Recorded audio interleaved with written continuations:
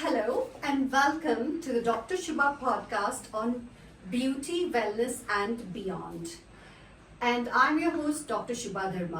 In our very first episode today, I want to talk about the important aspects of hygiene, contamination, germs, and infectious diseases with our expert guest and speaker, Dr. Asa Gylfe from Sweden. Dr. Asa Gylfe is a clinical microbiologist and an assistant professor in Sweden. Welcome, Dr. Asa. Yeah, thank you, Dr. Shuba. It's an honor to be here and I'm looking forward to our discussion. It's lovely to be interviewing you today. Now, you've been in India twice and you've been here for the last 1 week. We talk so much about hygiene and being germ-free, and I would like to ask you your opinion on, tell us the first observed hygiene habits in India compared to Sweden. What is your opinion? Is it very different? No, it's not very different. I mean, it's the same things we have to apply at home and here. I mean, hand hygiene is number one, and it's easy to follow in India. Like public restrooms are always clean here, and you always find soap. So I think the basics is here, and I find it clean. Of course, there are some differences. So when we travel around the city here in Bangalore, I would have noticed in some places you find piles of litter, and that's of course a risk for attracting rats. There are street dogs, you have cows in the cities, and having animals so close to people, of course, is a risk for our health. Yes, and this is in the city, and probably the remote places and the villages, sanitation measures, all of that also matters, right? Probably, yeah, and it's more difficult if you don't have access to water or limited access to water, then it becomes much more difficult to follow. And toilets, yes. Yes, sanitation is crucial, of course. Yeah, and water and soap and toilets are important. Yes. So, are Indians too clean or not clean enough? Probably both. I guess many Indians are too clean, and other Indians may not be clean enough. So I guess you have everything in this huge country. Yes, excellent. Most of us grew up being told you have to wash, scrub, disinfect, and repeat. But now we are hearing that too much hygiene may actually be detrimental. What are your views on that? Of course, I mean, as we've been discussing, hand hygiene is important, and hygiene overall, sanitation is important. But if you overdo it, then you may harm your skin and be more prone to infections due to a damaged skin barrier. Yes, I've seen this trend, especially after COVID, that people got so obsessed about cleanliness and hygiene that they've started carrying sanitizers in their handbag, and they would use them throughout the day. Is that recommended? Is soap and water good enough to wash away the germs that we should wash away? So soap and water, a mild soap and water is usually enough. But in some circumstances we need hand sanitizers. For example, in healthcare, if you're working in the healthcare system, hand sanitizers are used. It's a high-risk zone. Yes, it is. And it's crucial for limiting spread of infections in hospitals, for infection prevention and control. It's very important. But those hand sanitizer then should be supplemented with moisturizing agents. That's correct. Like glycerol. Yes. And then hand sanitizer is actually milder to your skin compared to soap and water. So soap and water is good, but not if you overdo it. So if you need frequent hand sanitization, then the hand sanitizer is a good option. Yes, and I think in remote places where you do not have access to maybe water and soap, then sanitizer is a good thing to carry when you're traveling, maybe. Definitely. And of course, in hospitals and clinics where doctors and nurses need to use sanitizers, they need to use it. What's the difference between being hygienic and overly sterile? Right. I mean, as humans, we cannot be sterile. So our body contains 10 times more bacteria than human cells. So our skin is covered with bacteria, our gut is full of bacteria, so we have like a kilo of bacteria in the gut. So we cannot be sterile. It's not. And we should not be possible. sterile completely. No. I mean, these microbes are beneficial to us. So we have both bacteria, fungi, and viruses on us, in us, and it's for our own good. They are commensals, which means that they learn to live on our skin without causing harm, many of them, right? And when you try to take away most of them, does it disrupt your skin barrier? It will only disrupt your skin barrier if you try to clean away. It's not possible to clean the commensal flora away. It will still remain. Yeah. So I've read this. It's two things that I want to bring to people's awareness. One is the hygiene hypothesis that we've talked about for so many years. This is a hypothesis that came out in the 1980s, which said that you need to be exposed to germs and viruses and bacteria so that your immunity develops and it matures. And so you don't have allergic reactions and other problems later in life. But now, over the years, they've modified it a little and said that the viruses like COVID, you still need to prevent as much as like possible. But I mean, it's not necessary to want to have viral infections. I think we actually need to be exposed to viral infections virus as well. and even to COVID. So it's an age-dependent thing. Yes. Children should be exposed to the different viruses and bacteria that can cause infections in us, because children would then slowly or gradually build immunity towards these microbes. Absolutely. But we need to protect the most susceptible persons, like the elderly. They can be very susceptible to COVID. And those that are immunocompromised. Immunocompromised and elderly, and it's a good idea to get vaccinated against COVID if you're immunocompromised or elderly. Okay, excellent. And also against the influenza. Influenza A and B can cause severe infections in susceptible people. That's a good idea. Always a good idea. Yeah. Especially in those that are asthmatic or above the age of 60 or 65, and when you have respiratory illnesses, then I think it's good to get that vaccination. Definitely. Yeah. I was reading this really interesting interview from an expert environmentalist. It was published in John Hopkins' website that talked about the aspect of exposing ourselves to certain bacteria. Now, those that live on a farm and have children are essentially growing up with the fecal bacteria of animals, and they grow up having a very strong immunity.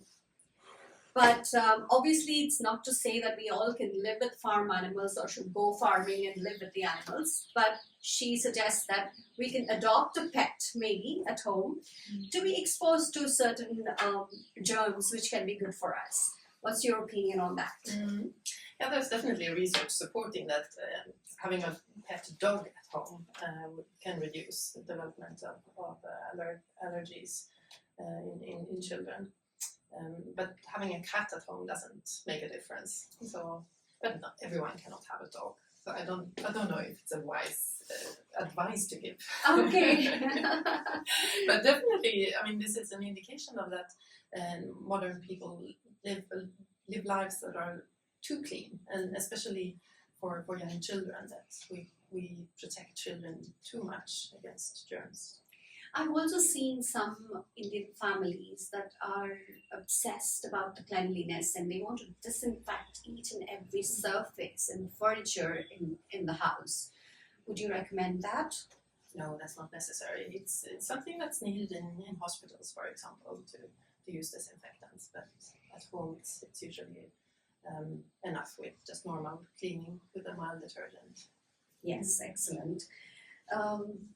Could frequent use of sanitizers and disinfectants be affecting the skin sensitivity, dryness, or even cause acne, eczema? Mhm. Especially soap can be harsh Yes. on your skin. So, I mean, of course, you need to use soap after you've been to the bathroom. But I mean, if you wash your hands too many times, that can definitely cause skin problems like eczema. Yes, especially some people in the professions where they have to wash their hands very frequently, like hairdressers, salon people, and even the house help.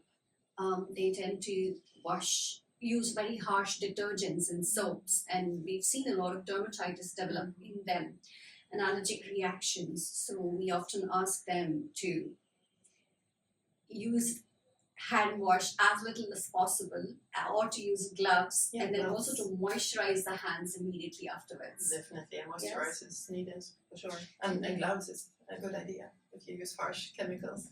Yeah. Yeah, sure. So many Indians say, I get infections so easily, stomach issues, fungal infections, and throat infections. Why are gut infections so common in India? Mm. That's related to hygiene and not being hygienic enough, but also a bit related to the climate because it's warm here, so it's permissive for bacterial growth. If you would leave, if you don't finish the meal straight after cooking it, then germs can grow in the food if you're not able to cool it quickly and store it cool enough. So that could be one reason. But then, of course, hand hygiene of people working in kitchens is crucial. You shouldn't work in a kitchen if you have a stomach infection because then you can pass it through the food to others. If you have wounded skin, you shouldn't. Your skin barrier is broken, or you have dermatitis or eczema, then you should not be have a preparing wound simply from a cut or something. Then you have to protect that, and you shouldn't prepare food for others because that wound can become infected, and germs from the wound can start to grow in the food. Right. Excellent. Does pollution play a role in repeated respiratory or skin problems? Yes, it can definitely do that. So pollutions can harm your immunity. Your immunity, but also the respiratory tract, and make you more susceptible to infections. Yeah. Okay, let's talk about gut health. Let's talk about food because our gut controls immunity, and the skin health is also related to the gut. Is Indian street food really unsafe, or is it just that our gut is just different? I think you can find safe street food here for sure, and you can probably find street food that is not safe. So if something is prepared on the street, maybe there is no way for them to wash your hands there, and that is of course a risk. So and it depends on how they prepare the food with what water, and how if it's freshly made or if it's stored, things like that. Right. And like you said, the environment also has an effect. If it is too hot or if it's too humid, then it's growing bugs in the food. Yeah, I mean, bugs love the hot temperatures and moisture, so that definitely facilitates their growth. Right. Let's talk about antibiotic use. In India, people love to use antibiotics, and we've seen that the antibiotic resistance is also growing at an alarming rate. What is your advice regarding antibiotics and the antibiotic resistance that's developing today? Yeah, this is a global issue, and it's a major thing in India. So 300 people die in India every year due to antimicrobial resistance. So what you can do is that you can do several things. First of all, hygiene is important to limit the spread of these bugs, but you have to be very careful with the use of antibiotics.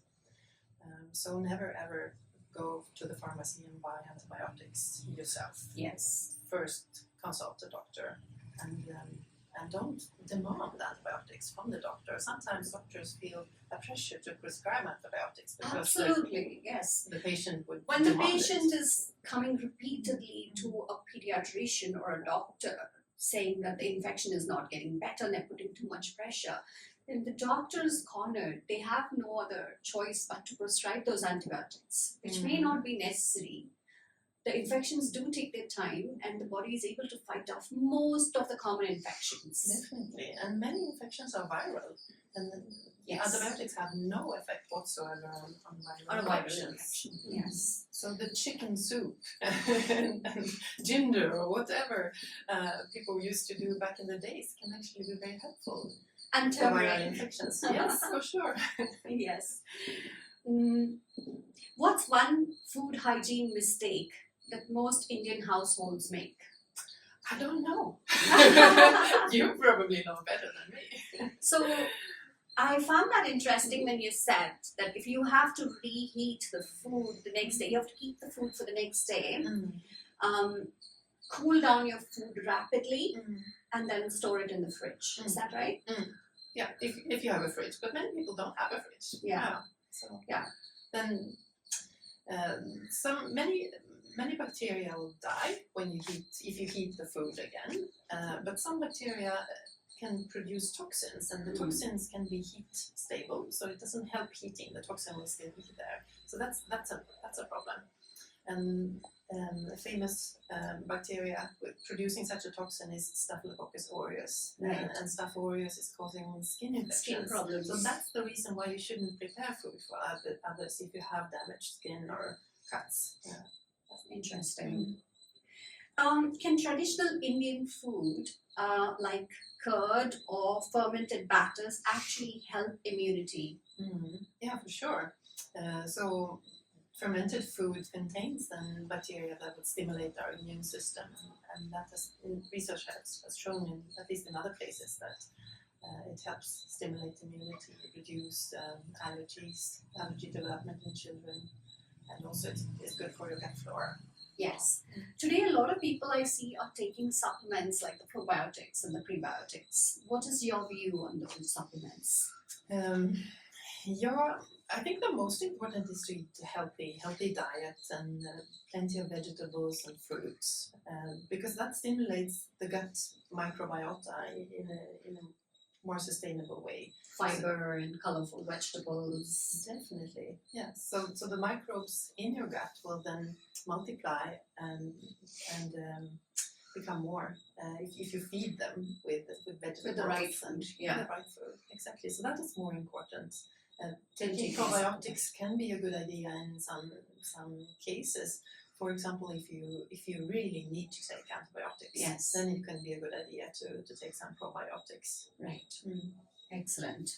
I want to ask you something about intimate area health. We see a lot of products today made for vaginal health, and wipes, harsh chemicals. How important is it to use harsh wipes, disinfectants, and what should be the right way of doing things in the intimate areas? Those type of products can do a lot of harm, actually.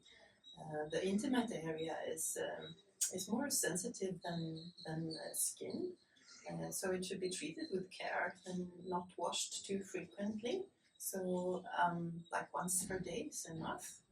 And also it's a good idea to protect it, so not use soap at all, and protect by first using oil before you wash with water. So just lovely. oil and water is So the you're best. protecting the skin barrier there Yeah, you by protect it using with something like a coconut oil. baby oil or coconut oil are perfect for that purpose. And also after washing you can apply oil again to protect. Oh, that's a very important And that tip. can also help preventing infections, like intimate area infections, like candidosis or urinary tract infections can be prevented by limiting use of soap. Excessive washing. Yeah, exactly. Excellent. Okay, coming to skin and hair. Why are fungal skin infections so common in the hot and humid countries? So in hot and humid climate, then we're sweating more, and the skin and the hair can be more moisture or irritated as well with the salt. Yeah.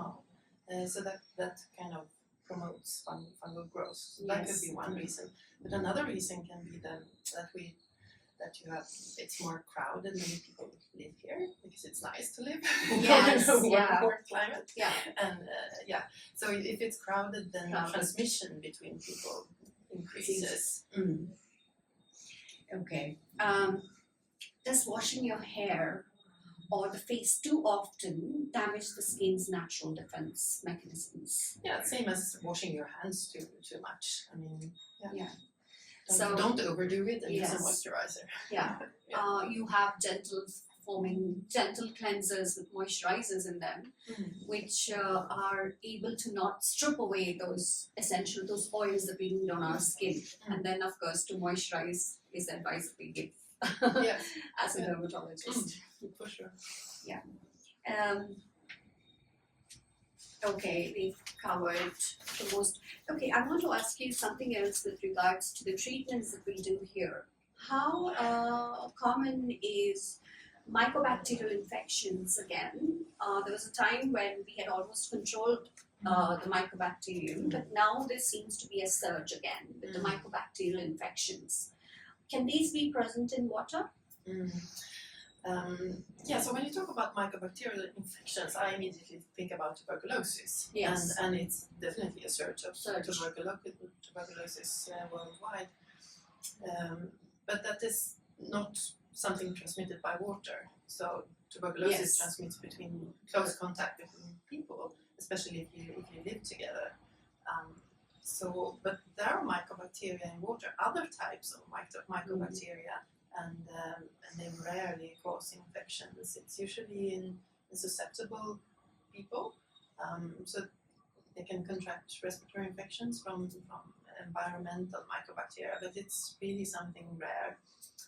And then, of course, if you do surgery or procedures, you have to be careful and use and keep it clean afterwards. Yeah, we typically ask them. So when we enter the skin with a filler injection or a thread lift or something that is disrupting your skin barrier, then we ask them to be careful and not to use the normal tap water, which can be infected with mycobacterium, because if this lodges and you already have a foreign body in your skin, then that can lead to some potential serious infections. We ask them not to clean with the normal tap water, and they have to use, then it should be an RO water, which is a little bit more filtered and sterile. Yeah, that sounds wise. Yeah, because also the tap water here can contain other environmental bacteria that can cause infections. Yes. So be careful with your. Yeah. Also here, I would talk about ice. A lot of my clients and patients, they want to use ice after they've done a procedure, and we actively ask them not to use the ice at home. We use ice in the clinic, but that's put in a sterile glove, and we do it in a very sterile manner. But that is not suggested because the ice can be contaminated. It's water, and we don't know where the water source, and it could be contaminated and can lead to infections again. Yeah, ice is a common source of infections actually. Yeah, to make sure that you make ice from very clean water. Yes. So we've talked about infections, we've talked about antibiotic resistance. A lot of people say that I took the medicine, it got better, and then it came back. Why do these infections keep recovering even after treatment? Are they not completing the antibiotics? Are they not using it well? Are they using it too much? Well, there can be so many reasons for recurring infections. So one reason can actually be that after a severe infection, you're more susceptible to other infections. Right. Yeah, and that goes both for viral infections and for bacterial infections. And I think many people have experienced that, that they get recurring infections. Okay, great. So that can be one reason. But of course, if you have a severe infection and need antibiotics, it's important that you finish the course, that you don't stop taking the medicine after you feel better. Just follow your physician's instructions. What can happen with antibiotic resistance? How dangerous is self-medicating with antibiotics and developing antibiotic resistance? What's the worst that can happen? That's actually, it's dangerous from on an individual perspective, and it's very dangerous on a community perspective. Yes. So for the individual, if you take antibiotics, you will select for antibiotic-resistant bacteria on your skin and in your gut. Yeah. And they can then attack you later on. Yes. So next time you get an infection, it might be an infection with antibiotic-resistant bacteria, and that That's infection not going to can respond to those antibiotics exactly. anymore. It can even be impossible to treat it. Yeah. And then on a community level, the more antibiotic we use, the more antibiotic-resistant bacteria we select for, and those bacteria will become increasingly common. And then we will, on a community level, see a lot of infections that are impossible to treat, and that is what is happening in India. That's and right. what is causing 300,000 people to die in India every year. Right. So this is definitely a very serious concern. Right. Yes. What can India learn from Sweden? I think India can learn from Sweden how to restrict the use of antibiotics. In Sweden, we have among the lowest antibiotic consumption rates in the world. Excellent. And we've done that through, of course, very strict regulations for the pharmacies. It's not possible to buy antibiotics over the counter. That is, I think, number one. Yeah. Educating the doctors not to prescribe. So if the patient comes with a common cold, it's impossible to get antibiotics prescribed in Sweden. Excellent. If you, what the doctors say is that if you don't improve or if it gets worse, please come back, and they will do a new assessment and see whether you need antibiotics or not. That's how it should be. Yeah. So educating the doctors. Also, you need to educate Parents. You need to educate parents. You need to educate everyone in the community about when is antibiotics needed and when you don't need it, and that you really need to follow what your doctor says. So Sweden is often seen as very clean but not obsessive. We've talked about this. How does Sweden maintain hygiene without over sanitizing? I mean, it's just the basics. Again, so hand hygiene is number one. Vaccinations? Vaccinations are crucial and important anywhere in the world, because vaccinations will prevent infections. And that if you prevent infections, then you need to use less antibiotics. Right. What habits from Sweden could realistically work in the Indian homes? I'm thinking. I mean, again, same. some level of hygiene is important with hand hygiene, and that you clean your home and so on. And then not demanding antibiotics again, Yes. following the immunization programs and other vaccines that may be recommended. I mean, that applies anywhere in the world. Yeah. One important thing is, I think when somebody has a common cold or a cough and they're not using probably masks and they're in public and in a crowded place, what's your advice to them? Should they use tissues? Should they use masks? Will that prevent a little bit? Yeah. You know, in Sweden we don't use masks in the public. Yeah. Oh wow! But you're not overcrowded in Exactly. Sweden places. You've seen the queues here at train stations and bus stations. People get too close. Yeah, so it's different. So in a setting like this, it may be a little bit helpful. It's difficult to study the effect of using face masks. It's almost impossible actually to study it well in a scientific way. Possibly it can have some effect, especially if you know how to use the face mask. So in healthcare system, we do use face masks, and we know they're efficient in those settings. But if you use a face mask, it's important then to complement with hand hygiene, so you don't forget your hand hygiene. You can frequently see people touching their face mask. And once you touch your face mask, your hands will be contaminated, and then you touch and you can spread the germs with your hands. Yeah.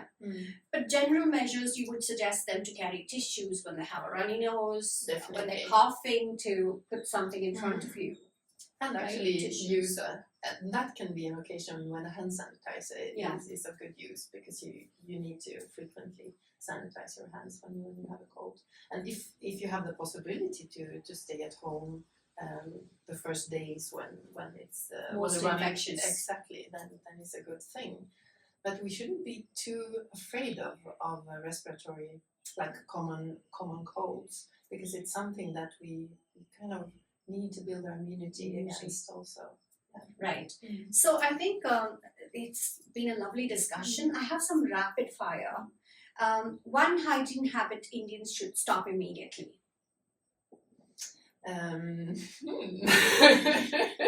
That's a tricky one. I mean, you shouldn't use strong chemicals at home. It's just not necessary, and it may be more harmful. And then, apart from that, I guess That's it's good. difficult That's to give a good.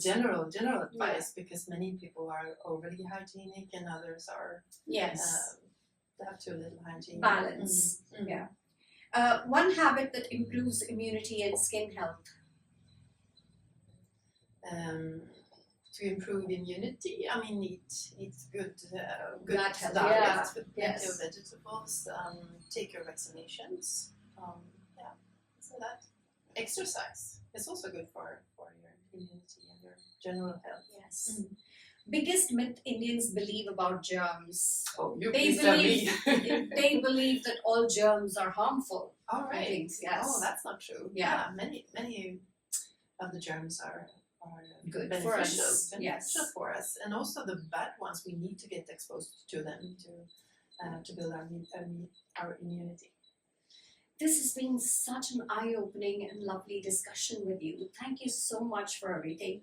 This conversation, I think, really shows us that skin health and immunity are not about fighting germs, but it's about us learning to live with them wisely. Don't you think so?